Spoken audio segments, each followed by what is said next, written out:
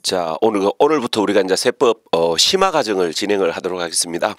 이 심화 과정은 우리가 그 심화 노트를 가지고 우리가 이제 강의가 진행이 되기 때문에 그 요약집 우리가 심화 노트를 좀 준비를 좀 하셔야 되고요.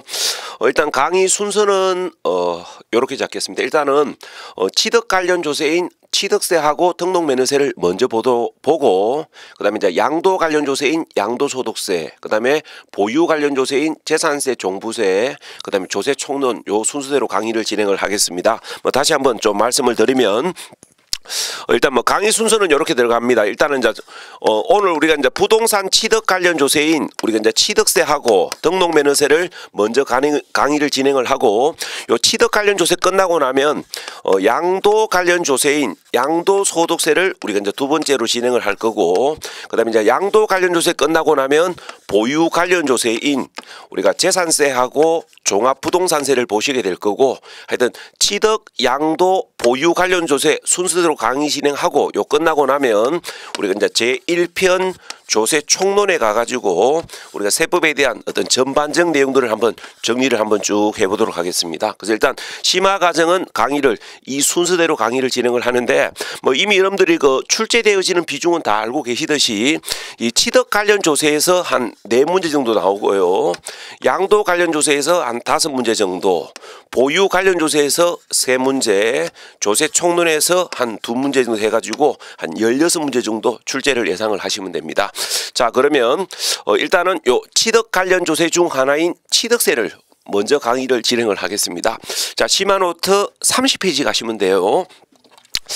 자, 이 취득세가 우리 시험지에서 적게는 3문제, 많게는 4문제까지 시험 출제가 이루어지기 때문에 일단 취득세를 정리를 잘 하셔야 되고, 이 취득세를 우선적으로 정리해 놓고 등록 면허세를 보셔야 이 등록 면허세를 수월하게 정리할 수 있기 때문에 일단 빨리 취득세를 내 걸로 만드셔야 됩니다.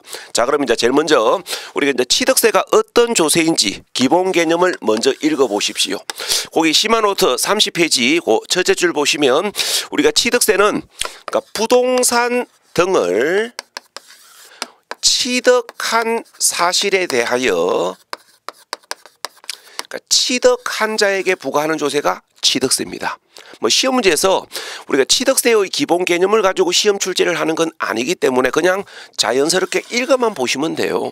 그러니까 부동산 등을 취득한 사실에 대하여 취득한 자에게 부과하는 조세가 취득세라고 읽어보시고, 자, 그럼 이제 취득세를 본격적으로 시작을 하기 전에 제일 먼저 그러니까 취득세가 어떤 특징을 가지는 조세인지를 좀 보셔야 되는데, 그러니까 3가지 특징은 미리 잡으셔야 되고 나머지 특징들은 공부를 진행하다 보면 자연스럽게 알게 되거나 시험하고는 시험하고는 직접적인 관련이 없는 부분이기 때문에 3가지 특징만 먼저 잡으시면 되고 나머지 특징은 차후에 그러니까 이 취득세 마무리해 놓고 개인적으로 한번 읽어 보시면 됩니다. 자, 그러면 우리가 이제 취득세 특징으로서 첫 번째 알고 계셔야 될 거, 취득세는 특별시, 강력시, 도에서 부과하는 지방세이라는 사실을 먼저 개념을 잡으셔야 됩니다. 그러니까 여러분들이 부동산 관련 조세를 공부하면서 제일 먼저 하셔야 될 게 국세인지 지방세인지부터 판단을 하셔야 돼요. 자, 왜 그러냐면은 그 이유는 이거 아닙니까? 우리가 부동산 관련 국세냐 부동산 관련 지방세이냐에 따라 조세를 부과하는 가세 관할이 다르기 때문에 조세를 납부해야 할 납세지가 달라지지요. 자, 정리를 해보면 우리가 부동산 관련 국세는 납세 의무자의 그러니까 주소지 관할 세무서에서 그러니까 가세를 관할을 하기 때문에 부동산 관련 국세는 납세 의무자의 주소지 관할 세무서에 납부하셔야 됩니다. 우리 다시 한번 설명을 해보면 우리가 부동산 관련 국세는 우리가 납세 의무자의 주소지 관할 세무서에서 가세를 관할을 하기 때문에 부동산 관련 국세는 납세 의무자의 주소지 관할 세무서에 납부하셔야 되고, 반대로 부동산 관련 지방세는 가세 물건 우리가 소재지 관할 지방자치단체에서 가세를 관할을 합니다. 그래서 부동산 관련 지방세는 가세, 물건, 소재지 관할 지방자치단체에 납부를 하셔야 돼요. 그래서 봐봐요. 국세냐 지방세이냐에 따라 가세 관할이 달라지고 국세냐 지방세이냐에 따라 납세지가 달라지기 때문에 어떤 조세가 국세고 어떤 조세가 지방세를 먼저 판단하시고 국세냐 지방세이냐에 따라 가세 관할 납세지가 달라진다는 사실, 여기에다가 포인트를 두셔야 됩니다. 국세는 주소지고 지방세는 소재지 아닙니까? 자, 그럼 가볼게요. 우리가 취득세는 국가에서 부과하는 국세가 아니고 지방세입니다. 자, 그래서 자, 우리가 이제 다시 갑니다. 우리가 국세는 주소지고 지방세는 소재지인데 취득세는 국세가 아니고 지방세이기 때문에 취득세는 어디에 납부하셔야 됩니까? 취득한 자의 주소지가 아니고 취득 물건 소재지 관할 지방자치단체에 납부하셔야 됩니다. 우리가 취득세는 국세가 아니고 지방세이기 때문에 취득한 자의 주소지가 아니고 취득 물건 소지지에 납부한다는 거, 여기다가 포인트를 두셔야 되고, 요게 우리 시험에 가끔 한 번씩 나와요. 그 다음에 이제 참고하셔야 될 거, 우리가 취득세는 특별시, 강력시, 도에서 부과하는 특강도세이기 때문에 원래는 가세, 취득 물건 소재지 특강도에 납부를 해야 되는데, 거기 시마노트 30페이지 그 납세지 보시면 징수 권한을 시군구에 임하여 시군구에서 대신 징수를 하기 때문에 취득 물건 소재지 시군구에 납부한다라는 거, 요거 참고 개념으로 읽어봐 두시고요. 그러니까 우리가 이제 다시 한번 설명을 해보면, 우리가 취득세는 특별시, 강력시, 도에서 부과하는 특강도세이기 때문에 원래는 취득 물건 소재지 특강도에 납부를 해야 됩니다. 자, 그런데 우리가 특별시, 강력시, 도에서 납세 의무자들이 조세를 쉽게 납부할 수 있도록 하기 위하여 징수 권한을 시군구에 임하여 시군구에서 대신 징수를 하기 때문에 실무상 취득세 납세지는 취득 물건 소재지 시군구이라는 사실을 참고 개념으로 봐두시고, 주소지인지 소재지인지 여기에다가 중요 포인트를 두셔야 됩니다. 그러니까 취득세는 지방세이기 때문에 취득한 자의 주소지가 아니고 취득 물건 소재지입니다. 요거 잡으셔야 되고, 그 다음에 이제 취득세 특징으로서 두 번째, 취득세는 납세 의무자가 스스로 신고 납부하는 것이 원칙입니다. 그래서 신고 납부를 하지 아니하면 가산세가 부과되지요. 그 다음에 이제 취득세 특징으로서 세 번째, 우리가 취득세는 양도소득세와 동일하게 실질가세하는 조세로서 공부상 현황에 관계없이 사실상 현황에 따라 부과합니다. 그 다음에 이제 취득세 특징으로서 네 번째, 우리가 취득세는 면세점 제도를 두고 있고 취득세 면세점이 올해 개정됐다는 걸 알고 계셔야 돼요. 우리가 이제 작년까지는 50만 원이었는데 올해부터는 75만 원으로 개정됐다는 거, 요거 참고로 봐두셔야 됩니다. 취득 가액이 75만 원 이하인 경우에는 취득세를 부과하지 아니하는 면세점 제도를 두고 있다는 사실을 읽어보시고, 그러니까 이항 보는 거 정확하게 보셔야 됩니다. 자, 어디가 정확하셔야 되냐면은, 취득세 면세점은 우리가 취득세액의 크기를 가지고 면세점을 판단하는 것이 아니고 취득세의 가세 표준인 취득 가액의 크기를 가지고 면세점을 판단한다는 거, 여기 주의하셔야 되고, 그 다음에 취득세 면세점의 판정 기준 금액이 50만 원에서 75만 원 이하로 개정됐다라는 거, 여기 주의하시고, 그러니까 여기까지가 취득세의 기본적 특징으로서 이러한 특징들은 미리 개념을 잡으셔야 되고, 나머지 특징들은 우리가 뭐 취득세를 공부하다 보면 자연스럽게 알게 되거나 시험과 관련 없는 부분들이기 때문에 뭐 나머지 이야기는 천천히 보시면 됩니다. 자, 그러면 여기까지를 취득세의 기본적 특징으로 잡으시고, 자, 시마노트 31페이지 가겠습니다. 자, 시마노트 31페이지 가셔가지고 우리가 이제 취득세와 관련해 가지고 우리가 이제 어디를 공부하셔야 되냐면은, 우리가 이제 취득세에서 출제될 수 있는 문제 유형은 총 8가지가 있습니다. 그 8가지 중에서 첫 번째 출제될 수 있는 문제 유형이 뭐냐면은 취득을 판단하는 문제예요. 자, 조금 전에 뭐라고 배우셨냐면은 우리가 취득세는 부동산 등을 취득한 사실에 대해서 부과한다 그랬거든요. 그래서 여러분들이 뭐 하셔야 되냐면은 취득세가 부과될 수 있는 취득의 개념이 어떻게 되고 취득세가 부과될 수 있는 취득을 판단하실 줄 아셔야 됩니다.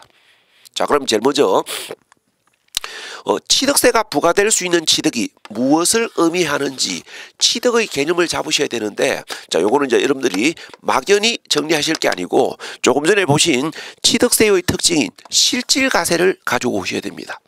자, 봐봐요. 우리가 취득세는 우리가 실질과세하는 조세로서 공부상 현황에 관계없이 사실상 현황에 따라 부과합니다. 자, 그럼 이 이야기를 가지고 취득세가 부과될 수 있는 취득의 개념을 이해하셔야 됩니다. 자, 그럼 설명을 해볼게요. 자, 취득세는 공부상 현황에 관계가 없습니다. 자, 취득세는 공부상 현황에 관계가 없기 때문에 첫 번째, 취득한 사실을 등기부 또는 등록원부에 등기 등록을 했느냐 안 했느냐는 관계가 없지요. 짧게 줄이면 취득 사실의 등기 등록 유무에 관계없이 사실상 취득을 취득세가 부과될 수 있는 취득으로 봅니다. 왜? 공부상 현황에 관계없이 사실상 현황에 따라 부과하기 때문에. 그러니까 실질과세를 가지고 취득의 개념을 이해하셔야 되고, 그 다음에 이제 두 번째 이해하셔야 될 것. 사실상 취득을 취득세가 부과될 수 있는 취득으로 보기 때문에 사실상 소유권을 취득한 것이 맞다면 취득 사실을 등기 등록 안 해도 취득세를 부과할 수 있다라는 사실을 개념 이해를 하셔야 됩니다. 그러니까 여기까지를 취득세가 부과될 수 있는 취득과 관련된 개념으로서 이 개념을 잡으셔야 되고, 그 다음에 이제 두 번째 보셔야 될 거, 취득세가 부과될 수 있는 취득을 구분하실 줄 아셔야 되는데, 자, 거기 시마노트 31페이지 1-3 취득의 구분 가셔가지고, 자, 지금부터 취득세가 부과될 수 있는 취득과 취득세가 부과되지 않는 취득을 구분하실 줄 아셔야 되는데, 자, 요 이야기를 우리가 이제 지금부터 정리를 한번 해보겠습니다. 자, 우리가 이제 취득세가 부과될 수 있는 취득은, 자, 조금 전에 사실상 취득을 취득세가 부과될 수 있는 취득으로 본다 그랬고, 그 다음에 사실상 취득만 취득으로 보는 게 아니고 간주 취득도 취득세가 부과될 수 있는 취득으로 보는데, 간주 취득이 어떤 것인지는 잠시 후에 따로 정리를 하겠습니다. 자, 그러면 사실상 취득은 우리가 원시 취득과 성계 취득으로 구분이 되고, 원시 취득이 뭐고 성계 취득이 뭔지는 우리가 민법 시간에 자세히 배우셨습니다. 우리가 타인으로부터 소유권을 성계받아서 취득하면 성계 취득이고, 새로 만들어서 취득하면 원시 취득이지요. 그러니까 짧게 줄이면 받으면 성계 취득이고 만들면 원시 취득 아닙니까? 자, 그 다음에 민법 시간에 배운 이야기, 매매, 교환, 대물 변제, 현물 출자를 민법 시간에 유상 성계 취득으로 공부하셨고, 상속 정려 기부를 민법 시간에 무상 성계 취득으로 공부하셨고, 공유 수면의 매립 간척에 의한 토지의 조성, 건축물의 신축, 선박의 건조, 차량 기계 장비의 제조 조립을 민법 시간에 원시 취득으로 공부하셨습니다. 그러니까 여기까지는 우리가 민법 시간에 공부한 이야기입니다.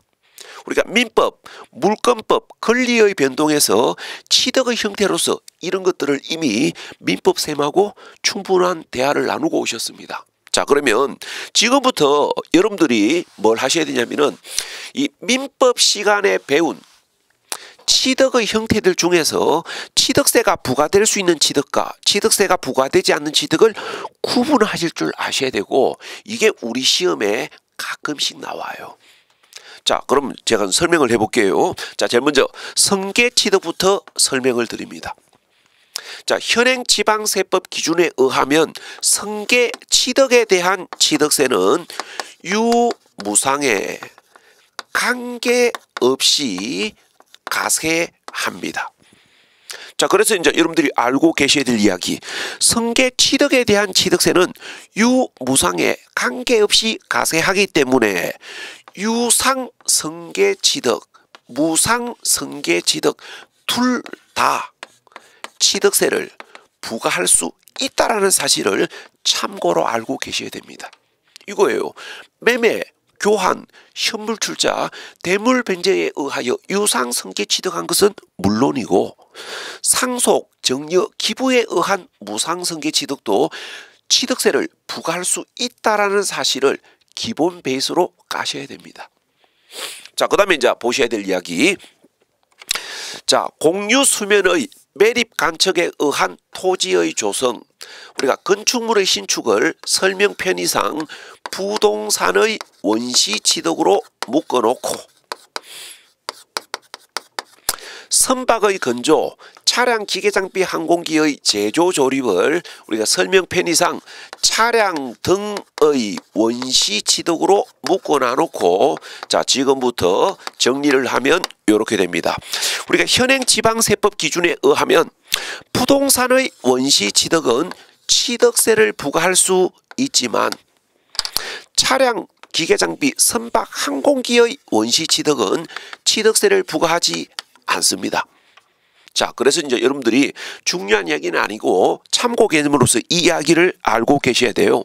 우리가 부동산은 원시 취득, 성계 취득 둘 다 취득세를 부과하지만 차량, 기계장비, 선박, 항공기는 원시 취득은 취득세를 부과하지 아니하고 실수요자가 성계 취득한 경우에 취득세를 부과합니다. 자, 예를 들어서 이야기예요.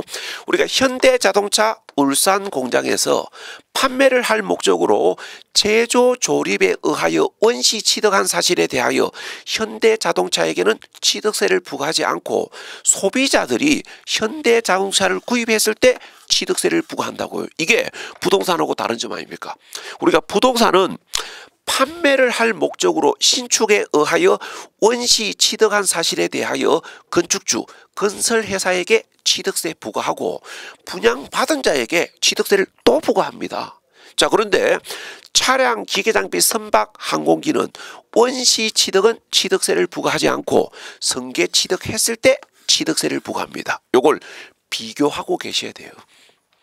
자, 그 다음에 이제 시효취득입니다. 자, 시효취득이 뭔지는 민법 시간에 공부를 하셨고, 자, 여러분들이 알고 계셔야 될 거. 자, 시효취득은 취득세를 부과할 수 있다, 없다.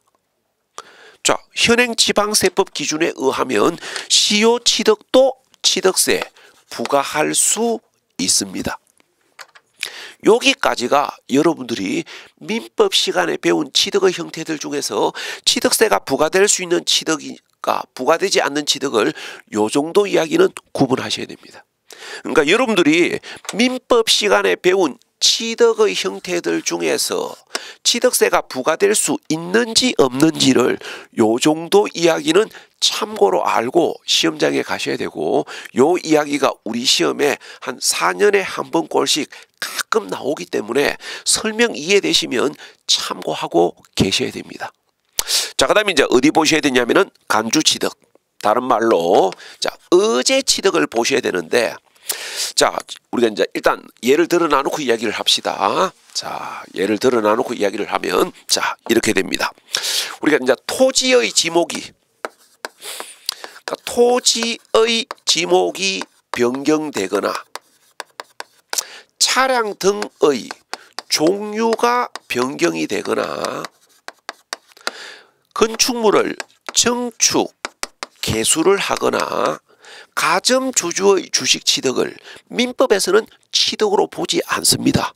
자, 그런데 지방세법에서는 이런 것들도 취득한 것으로 간주를 해가지고 취득세를 부과하는 간주취득, 다른 말로 의제취득을 두고 있습니다. 자, 그래서 이제 지금부터 우리가 민법에서는 취득으로 보지 아니하지만 지방세법에서 취득한 것으로 간주하여 취득세가 부과되는 경우에 어떤 경우가 있는지를 정리하셔야 되는데, 여기 지목 변경하고 가점주주 두 개 위주로 공부하셔야 돼요. 차량 등의 종류 변경은 몰라도 되고. 자, 그럼 제일 먼저 토지의 지목 변경부터 보시겠습니다. 자, 지금부터 토지 지목 변경의 간주 취득과 관련해 가지고 여러분들은 총 두 가지 개념을 잡으셔야 됩니다. 첫 번째, 토지의 지목 변경을 언제 취득으로 간주하는지를 알고 계셔야 되고, 두 번째, 토지의 지목 변경은 무엇을 취득으로 간주하는지를 판단하실 줄 아셔야 됩니다. 자, 거기 시마노트 31페이지 그 하단에 보시면 취득 의제 1항에 보시면 토지의 지목 변경은 언제 취득으로 간주하냐면은 토지의 지목을 사실상 변경함으로써 그 가액이 증가한 경우 취득으로 간주합니다. 자, 그래서 시험 문제에서 지목 변경에 대한 취득을 판단하는 문제가 시험에 나오면 어디를 반드시 확인하셔야 되냐면은 여기를 확인하셔야 됩니다. 토지의 지목을 사실상 변경했는지 공부상 지목 변경인지 확인하셔야 되고, 그 가액이 증가한 경우인지 가액 변화가 없는 경우인지를 확인하신 후에 이렇게 답을 하셔야 돼요. 토지의 지목을 사실상 변경함으로써 그 가액이 증가한 경우 토지 가액 증가분을 취득으로 간주하여 토지 가액 증가분에 대하여 취득세를 부과할 수 있다고 이야기를 하셔야 되지, 공부상 지목 변경이거나 가액의 변화가 없는 경우에는 취득으로 보지 아니하기 때문에 취득세, 납세 의무는 없다 하셔야 됩니다. 자, 그럼 한번 예를 들어 보겠습니다. 자, 갑이 우리가 을로부터 A 토지를 취득할 당시 A 토지는 공부상 지목도 임야이었고 사실상 지목도 임야이었는데, 이걸 갑이 관할 시군구청으로부터 토지 형질 변경 허가를 받아 가지고 당해 토지에다가 전원주택을 신축을 했다고 가정하고, 자, 전원주택을 신축을 하게 되면 전원주택을 신축할 당시는 공부상 지목은 아직 임야이지만 사실상 지목은 대지로 바뀌지요.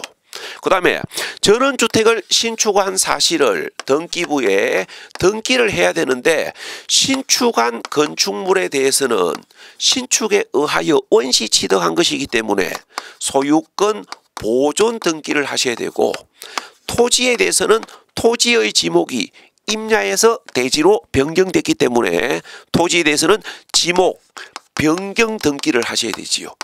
자, 그러면 토지에 대하여 지목 변경 등기를 하게 되면 공부상 지목도 대지로 바뀌고 사실상 지목도 대지 아닙니까?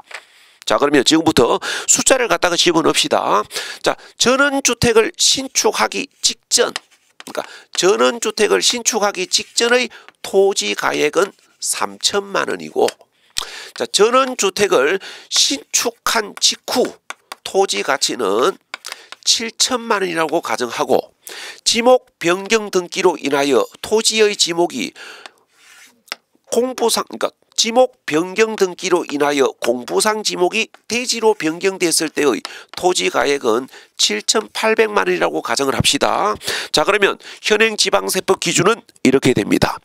전원주택을 신축함으로 인하여 토지의 사실상 지목이 임야에서 대지로 변경되었을 때의 토지 가액 증가분 4천만 800만 원을 취득으로 간주하여 취득세를 부과하는 것이지 공부상 지목 변경 등기 시의 토지가액 증가분 800만 원은 취득으로 보지 않습니다.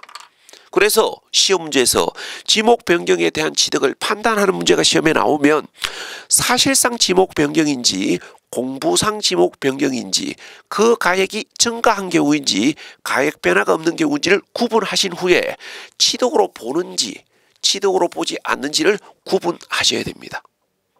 자, 그 다음에 이제 여러분들이 참고하셔야 될 이야기. 그럼 이때 토지 가액 증가분을 어떻게 판정하는지를 시험 출제한 적이 한두 번 있기 때문에 토지 가액 증가분을 어떻게 결정하는지를 참고로 봐두셔야 됩니다.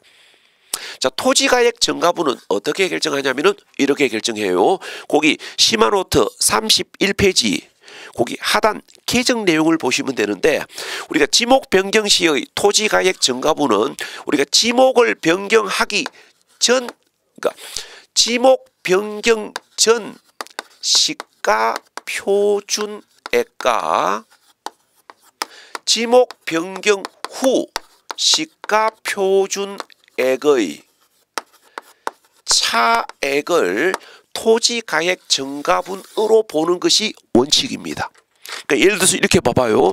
우리가 지목을 변경하기 전의 시가 표준액은 3천만 원이었는데 지목 변경 후의 시가 표준액이 7천만 원이라면 지목 변경 전의 시가 표준액 3천만 원과 지목 변경 후의 시가 표준액 7천만 원의 차액 4천만 원을 토지가액 증가분으로 보는 것이 원칙입니다.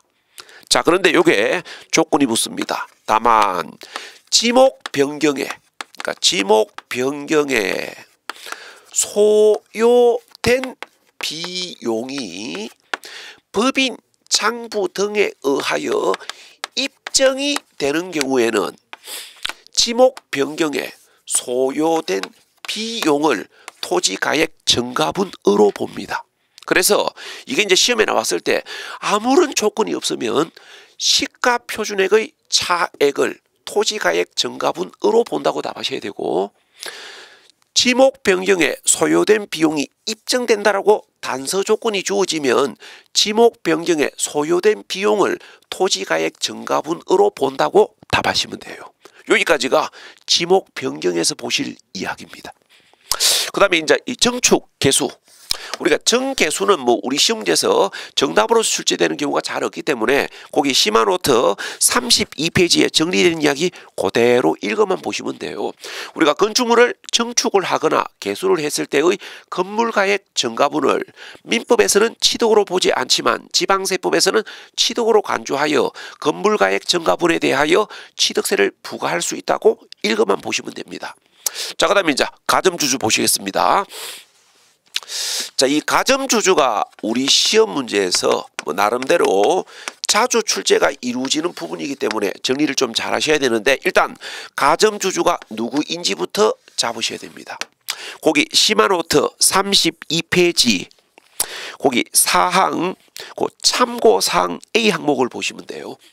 자, 시마노트 32페이지 거기 사항 참고사항 A 항목에 보시면 우리가 가점주주라는 것은 주주와 그의 특수관계인의 보유 주식의 합산 비율이 50%를 초과하는 자를 가점주주라고 이야기합니다. 읽어보시고 주식 비율만 정확하시면 됩니다. 얼마? 50%를 초과하는 자. 자, 예를 들어서 이렇게 봅시다. 자, 예를 들어서 우리가 A라는 비상장 법인 회사가 있고 자, A 기업이 보유하고 있는 취득세 가세 대상 자산이 설명 편의상 100억이라고 가정을 하고 자, 갑이 우리가 A 기업 주식을 40%를 보유하고 있는 상태에서 갑의 자녀을이 다른 주주로부터 A 기업 주식을 15%를 매입을 했다고 가정을 합시다. 자, 그럼 봐봐요. 우리가 주주와 특수 관계에 있는 자의 보유 주식의 합산 비율이 55%로서 50%를 초과하기 때문에 갑하고 갑의 자녀들은 A 기업의 가점 주주가 됩니다. 자, 그럼 이제 이걸 생각하셔야 돼요. 우리가 비상장 법인이라는 건 껍데기만 법인이고 실제는 개인 회사나 똑같습니다. 자, 그러면 비상장 법인 주식을 50%를 초과하여 취득함으로 인하여 가점 주주가 되었다는 얘기는 뭐가 된 걸로 보셔야 되냐면은 해당 기업의 실제 소유주가 된 것을 의미합니다. 자, 그러면 이 A 기업이 보유하고 있는 이 재산은 누구 소유가 된 겁니까? 가점 주주 소유가 된 거잖아요. 그래서 지방세법에는 어떤 규정을 두고 있냐면은 비상장법인 주식을 50%를 초과하여 취득함으로 인하여 가점 주주가 되면 가점 주주가 해당 기업이 보유하고 있는 취득세 가세 대상 재산을 취득한 것으로 간주하여 취득세를 부과하는 간주취득을 두고 있습니다. 하나 물어봅시다. 이걸 민법에서는 취득으로 안 보지요. 그럼 하나 물어볼게요. 우리가 일반적 거래로 취득했을 때 민법에서는 언제 취득한 걸로 봐요? 제가 물어보는 건 원칙을 물어보는 겁니다. 언제? 등기했을 때. 우리가 민법에서는 등기했을 때 취득한 걸로 보는 게 원칙이에요. 자, 그러면 가점주주 명의로 등기를 한 게 아니기 때문에 민법에서는 이걸 취득한 걸로 보지 않는다고요. 그런데 지방세법에서는 비상장법인의 주식을 취득함으로 인하여 가점주주가 되면 가점주주가 해당 법인이 보유하고 있는 취득세 가세대상 자산을 가점주주가 취득한 걸로 간주하여 취득세를 부과하는 간주취득을 두고 있습니다. 자, 그래서 이제 지금부터 여러분들이 이제 하셔야 될 게 이거예요. 가점주주의 주식 취득 시의 간주 취득과 관련해 가지고 첫 번째 알고 계셔야 될 이야기. 가점 주주의 주식 취득 시의 간주 취득과 관련해 가지고 첫 번째 알고 계셔야 될 거. 언제 취득으로 보고 언제는 취득으로 보지 않는지를 판단하실 줄 아셔야 됩니다. 자, 거기 시마노트 32페이지 거기 사항에 보시면 이렇게 정리가 되어 있습니다. 우리가 비상장 법인 주식을 비상장 법인 주식을 취득함으로 인하여 가점주주가 된 경우에는 가점주주가 해당 법인의 취득세 가세 대상 자산을 취득한 것으로 간주하여 취득세를 부과하는 게 원칙입니다. 자, 그런데 조건이 붙어요. 다만 법인 설립 시 발행하는 주식을 취득함으로 인하여 가점주주가 된 경우에는 취득으로 보지 않습니다. 자, 그래서 이제 시험 문제에서 가점주주의 주식 취득을 판단하는 문제가 시험에 나오면 첫 번째 확인하셔야 될 거, 비상장 법인 주식을 취득함으로 인하여 가점주주가 된 경우인지 상장 법인 주식을 취득한 경우인지를 확인하셔야 되고, 두 번째 법인 설립 신지를 확인하셔야 돼요. 이렇게 하신 후에 우리가 비상장 법인 주식을 취득함으로 인하여 가점주주가 되었을 때 해당 법인의 취득세 가세 물건을 취득한 것으로 간주하여 취득세를 부과할 수 있다고 이야기하셔야 되지, 상장 법인 주식을 취득한 경우이거나 법인 설립 시인 경우에는 가점주주이더라도 취득한 것으로 보지 않는다고 이야기하셔야 됩니다.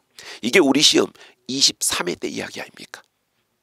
그러니까 언제 취득으로 보고 언제 취득으로 보지 않는지를 판단하실 줄 아셔야 되고요. 그 다음에 이제 어디를 보셔야 되냐면은 여기를 보셔야 됩니다. 자, 이 그림대로 좀 설명을 해봅시다.